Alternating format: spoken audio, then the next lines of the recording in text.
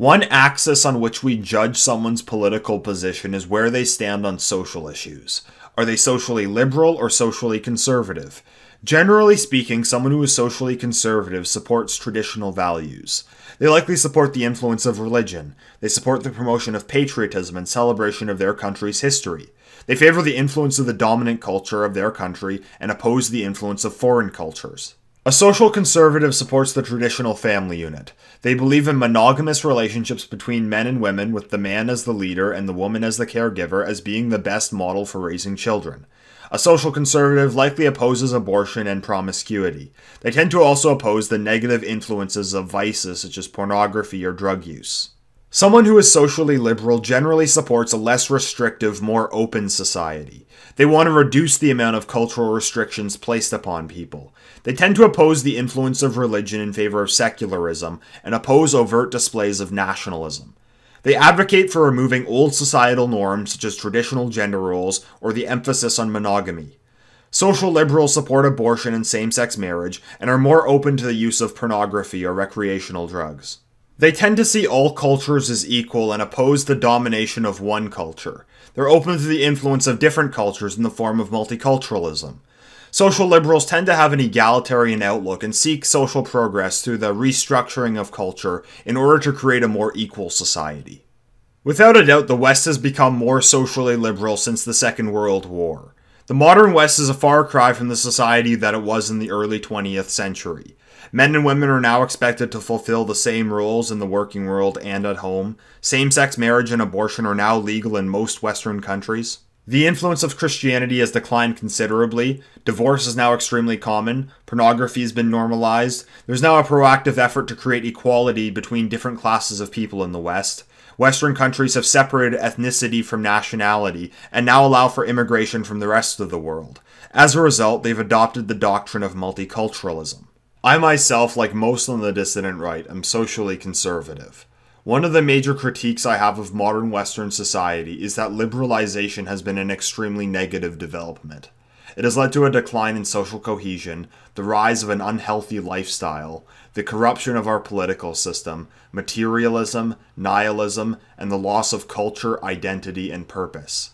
To understand how this came about as the result of social liberalization and how multiculturalism plays into it, we have to look at what motivates social conservatism and social liberalism. A major difference between the two is that social liberalism is universal while social conservatism is not. It's a misconception that all there is to social conservatism is the promotion of traditional family values and opposing abortion and same-sex marriage. That's part of it, but it goes far beyond that. It's about conserving the cultural foundation that a particular nation was built upon. The religious values, the appreciation of their history, their conception of nationality, and the norms that govern their way of life. And this differs from one nation to another. Robert Conquest's first law of politics states that everyone is conservative with what he knows best. What a social conservative knows best is his nation, his way of life, and its unique culture, and that is what he is conservative with. A social conservative in the United States would likely be an evangelical Protestant, while a social conservative in Italy would most likely be a traditionalist Catholic. A German conservative would want the achievements of Otto von Bismarck to be commemorated, while a French conservative would want to commemorate the achievements of Napoleon Bonaparte. It's the goal of the social conservative to maintain what it is that makes his culture unique. A lot of what makes a culture is its restrictions. People are defined not only by what they are, but also what they're not. An Englishman, for example, is not French, not German, or anything else, so it's an exclusive identity. And the way of life of a people, for a large part, is based on the restrictions that society places upon them. What are men expected to do, and what are women expected to do? What are men expected not to do, and what are women expected not to do? What are people expected to revere, and what are people expected to revile? It's the adherence to these cultural norms that make a nation unique because it differs from one to another. For these norms to be effective, they need to be encouraged society-wide. They're the values that society has agreed upon and has social pressures in place to get people to live by them. This requires a large amount of social trust and cohesion, but having a cultural consensus builds a stronger society as a whole. And this is what creates identity and purpose. This is what makes people feel like they're part of something larger than themselves. And it's what motivates people to contribute to society. They feel like it's something of their own and they want to build upon it and defend it. This is the real goal of social conservatism. It's to conserve something unique. Social liberalism, on the other hand, seeks to alleviate these restrictions, to break down the normative cultural expectations in order to achieve a more liberalized society. And the difference is that the ends of social conservatism are unique, but the ends of social liberalism are universal. A social conservative's goal is to conserve a specific culture, while a social liberal's goal is to liberalize whatever culture they find themselves in. Their goal is to break down the cultural norms of the society that place restrictions upon people. This includes breaking down the norms in relation to gender, relationships, and sexuality, the favoritism towards the dominant culture, the exclusivity of the identity, the religious practices, and the taboos in relation to things like pornography.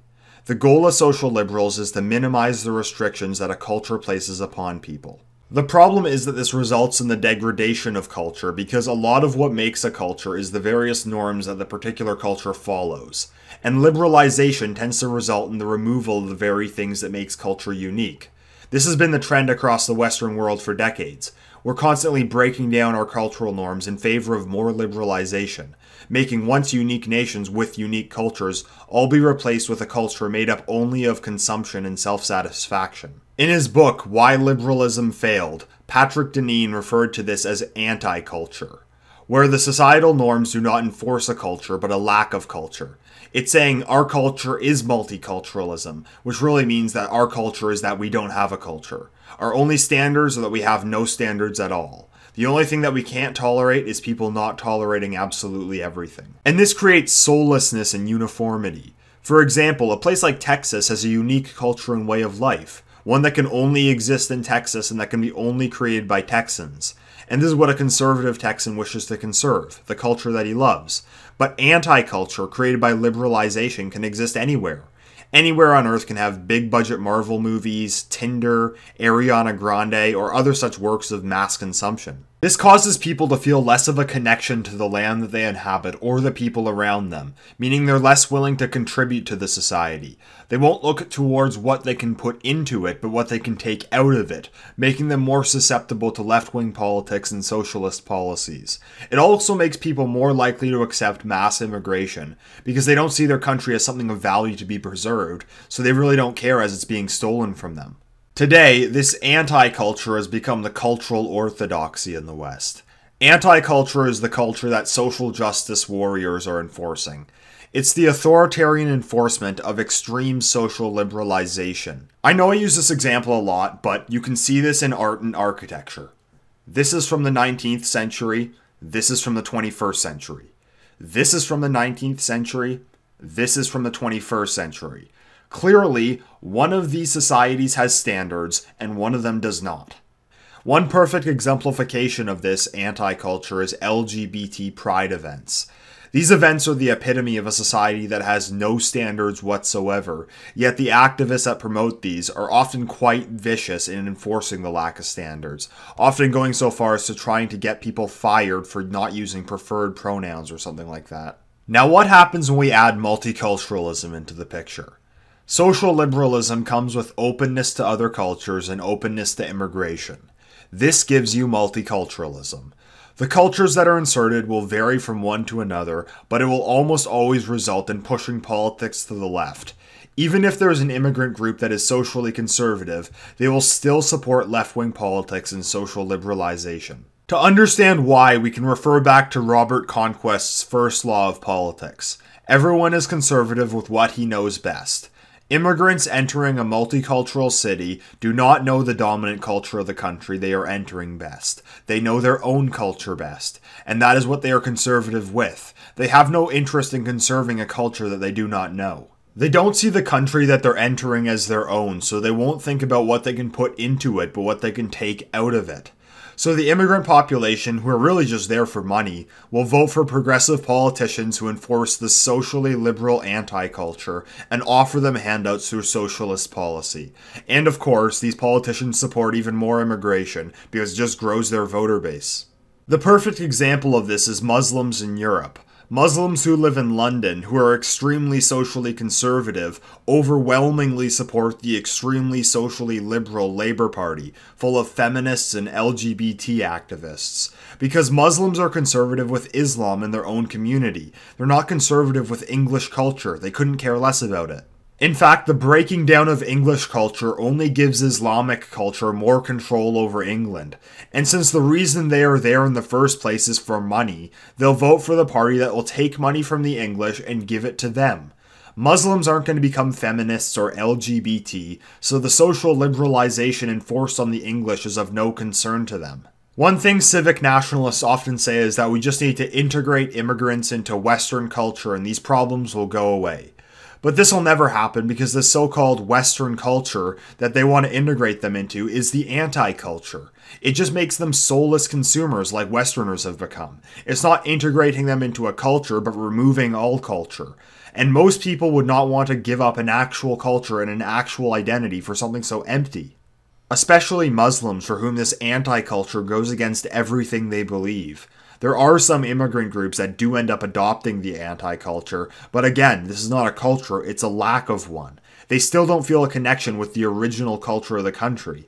They still maintain in-group preference and still go through the same Marxist education system, and they'll still end up growing up to support the same anti-white policies, so it really makes no difference. So what's the end result of this anti-cultural process of liberalization and multiculturalism? We can look at formerly iconic cities across the West that have now become these modern, multicultural, progressive, globalist metropolises. We can look at London, Vancouver, Berkeley, Paris, or the city that I'm from, Toronto, where I observed this take place. You end up with ghettoization, with huge sections of the city being taken over by immigrant groups. Sometimes these even become one of the infamous no-go zones. You get an increase of crime and a collapse of social trust. You get skyrocketing prices while employment opportunities disappear.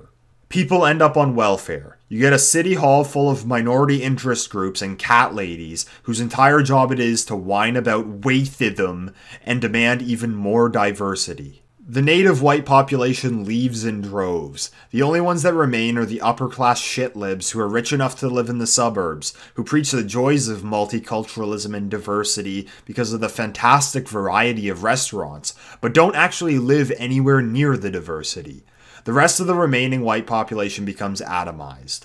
They either try to find identity by enforcing this anti-culture and they become a bugman or a blue-haired feminist, or they just withdraw from society altogether, not finding any meaning or belonging anywhere, often retreating into an addiction to video games, porn, or drugs. And with this, a city, once full of culture and identity, has become a soulless pit of globalism, eaten away by crime, materialism, and degeneracy. This is how liberalism destroys a culture. Now, addressing a problem does nothing if we don't also provide a solution. So how do we start a social conservative renaissance? In my video titled How Leftists Take Over Institutions, I discuss the formation of conservative parallel institutions to fight back. The best way to get a cultural message out is by forming a group or organization of some kind to share that message. But where could a conservative message be effective? I'd say somewhere that there's a degree of cohesion, where adopting a set of norms and values for people to live by is still possible. I'd say the best locations where a cultural revival is possible are the ones that haven't been eaten away by multiculturalism or globalism.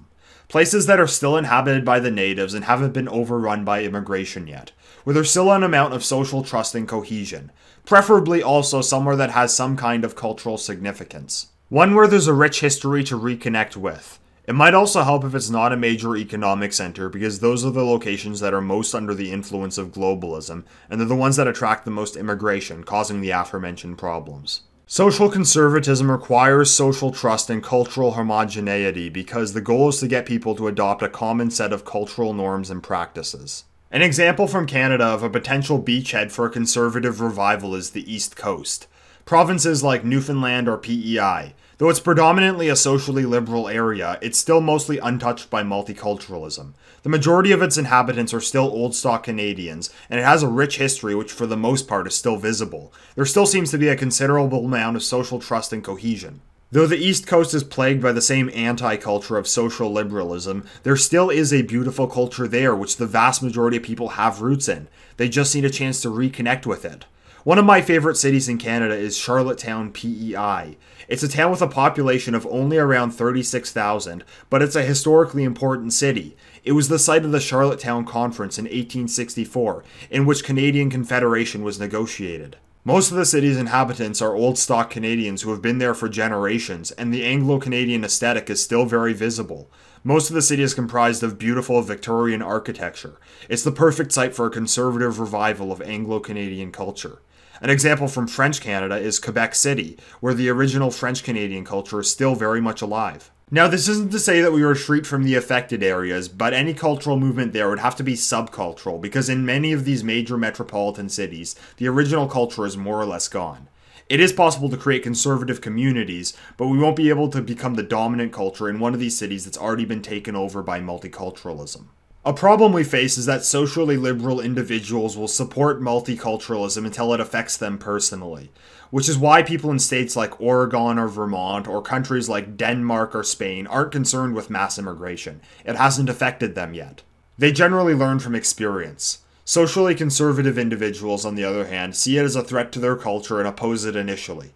States like Utah or Montana or countries like Poland or Hungary don't need to experience multiculturalism to know that they won't like it. A conservative cultural revival could get places like Vermont or PEI to side with us, because the more socially conservative an area is, the more resistant they are to globalism. These are still largely homogenous and peaceful areas. They're ripe targets for an alternative to the anti-cultural mainstream.